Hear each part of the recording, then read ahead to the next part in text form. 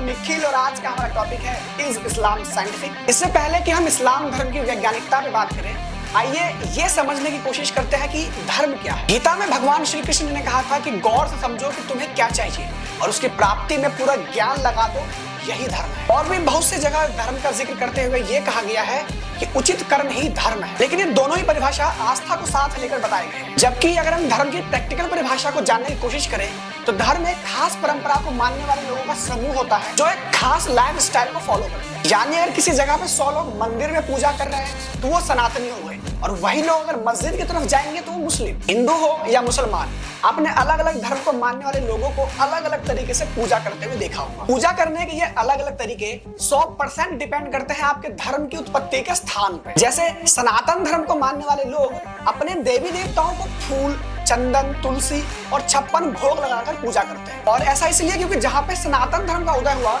वहाँ पे सारी चीजें आसानी से उपलब्ध हो जाती है। इसे अगर और अच्छे से समझना चाहे तो भगवान श्री कृष्ण को 56 भोग और माखन का भोग लगाया जाता है, क्योंकि भगवान श्री कृष्ण जहाँ पैदा हुए थे वहाँ इन सब चीजों की कोई कमी नहीं थी। यानी कि आपकी पूजा पाठ को भी आपके ज्योग्राफिकल लोकेशन ही तय करती है। जैसे साउथ इंडिया की ज्यादातर भगवान की मूर्ति आपको काले रंग की मिलेगी और नॉर्थ इंडिया में गोरे रंग की, और ये भी ज्योग्राफिकल लोकेशन की वजह से ही होता है। और यही नियम इस्लाम में भी लागू होता है। इस्लाम धर्म का उदय आज से करीब 1400 साल पहले अरब पेनिनसुला में हुआ था, इसलिए इस्लाम के सारे नियम अरब के ज्योग्राफिकल लोकेशन के हिसाब से बने हुए हैं। अरब कंट्रीज में गर्मी ज्यादा होती है, इसलिए इस्लाम में आमतौर पर हल्की और सिर से उठी हुई टोपी पहनी जाती है ताकि गर्मी से होने वाले नुकसान से उनके सिर को बचाया जा सके। क्योंकि अरब देशों की जो मिट्टी है वो रेतीली है, इसलिए यही टोपी उन्हें रेत से भी बचाते हैं। अब अगला पॉइंट है चांद को लेकर।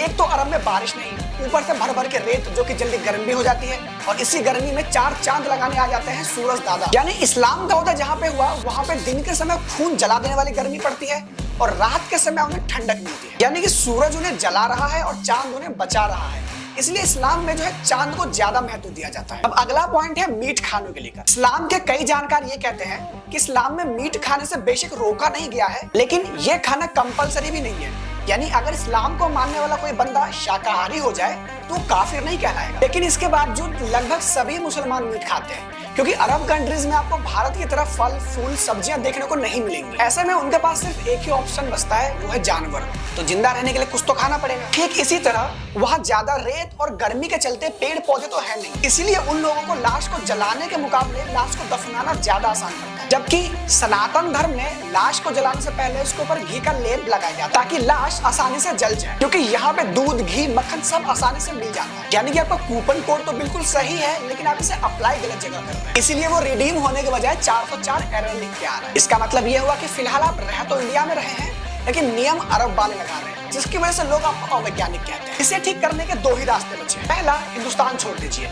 जो कि संभव नहीं है, क्योंकि हिंदुस्तान जितना मेरा है उतना आपका भी है, इसीलिए ये रास्ता तो अपने आप बंद हो जाता है। अब दूसरा और आखिरी रास्ता यही बचा है कि खुद को भौगोलिकता और टाइम के हिसाब से अपडेट कीजिए और मस्त रहिए।